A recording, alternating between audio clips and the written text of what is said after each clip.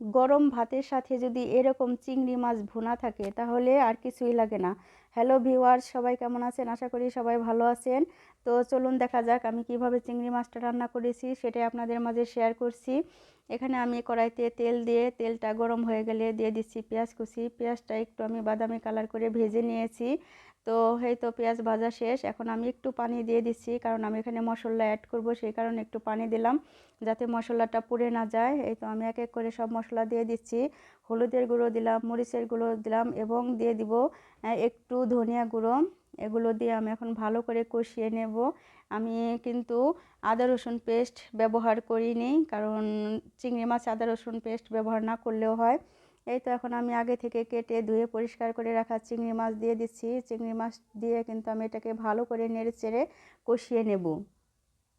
তো এটা একটু সময় নিয়ে কষাতে হবে, কারণ যে কোনো তরকারি হোক, সবজি হোক, মাছই হোক, যত ভালো করে কষাবেন ততই কিন্তু ভালো লাগবে। হয়তো বা চিংড়ি মাছ হয়তো ভাবতে পারেন যে তাড়াতাড়ি হয়ে যায়, না, এখানে কিন্তু চিংড়ি মাছটাও ভালো করে কষিয়ে নিতে হবে। তো এই তো কথা বলতে বলতে কিন্তু আমার চিংড়ি মাছটা প্রায় কষানোর শেষের দিকে। তো আমার ভিডিওটি যদি ভালো লাগে তাহলে লাইক, কমেন্ট, শেয়ার দিয়ে আমার পাশে থাকবেন। আর যদি ফেসবুক পেজ থেকে দেখে থাকেন, ফলো দিয়ে পাশে থাকবেন, এবং ইউটিউব চ্যানেল থেকে দেখে থাকলে সাবস্ক্রাইব করে আমার পাশে থাকবেন।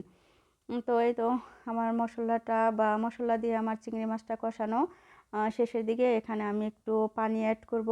তো পানিটা আমি বেশি দেব না, সামান্য পরিমাণ পানি দেব, কারণ যদি ভালো করে কষানো হয় তাহলে কিন্তু সামান্য পরিমাণ পানি দিলেই হয়ে যাবে। তো এই তো আমি যেভাবে রান্না করছি সেটাই আপনাদের মাঝে শেয়ার করলাম। তো দেখেন, এখন আমি ঢাকনাটা ঢেকে দিয়ে আমি এখন রান্না করে নেব এটাকে।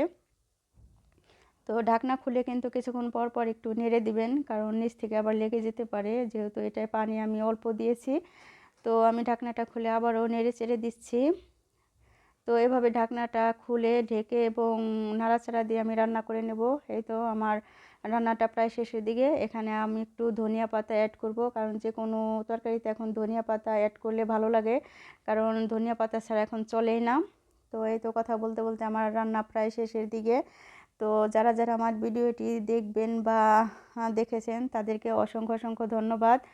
তো দেখেন আমার তরকারির ফাইনাল লুক।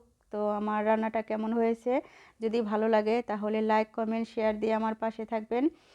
সবাইকে অসংখ্য অসংখ্য ধন্যবাদ জানাচ্ছি আমার ভিডিওটি দেখার জন্য।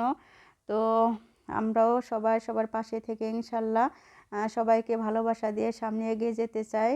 তো আজকের মতন বিদায় নিচ্ছি। সবাই ভালো থাকবেন, দেখা হবে অন্য কোনো ভিডিওতে।